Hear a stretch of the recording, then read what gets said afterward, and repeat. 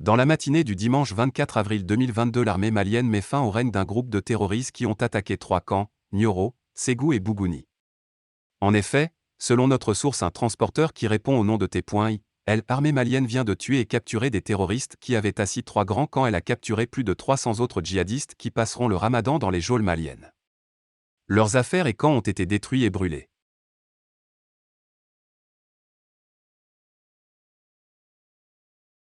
Dans la matinée du dimanche 24 avril 2022, l'armée malienne met fin au règne d'un groupe de terroristes qui ont attaqué 3 camps, Nioro, Ségou et Bougouni.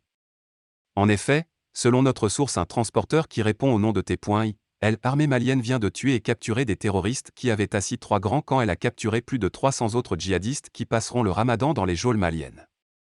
Leurs affaires et camps ont été détruits et brûlés.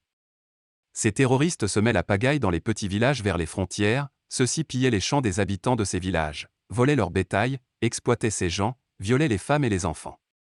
Donc ce jour a été pour eux un jour comme tout autre. Ils sont allés comme à leurs accoutumées voler et ce fut leur dernière fois.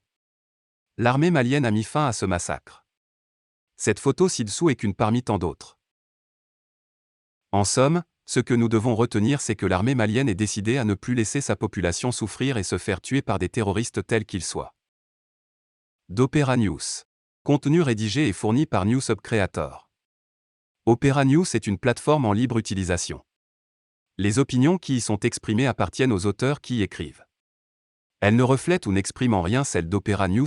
Les contenus, textes et images, sont fournis par les auteurs, blogueurs et apparaissent tels quels sur l'application, sans être édités par Opera News. Opera News ne consent pas et ne peut consentir que sa plateforme soit utilisée pour propager et encourager un discours de haine, de transgression des droits humains ou de tout autre discours de nature diffamatoire. Si un contenu présent sur l'application viole un des droits mentionnés plus haut, ou viole les droits d'auteur, nous vous encourageons vivement à le notifier immédiatement à l'équipe d'Opera News à cette adresse email opranews-external@opera.com ou en utilisant la fonctionnalité prévue à cet effet dans l'application. Lire plus.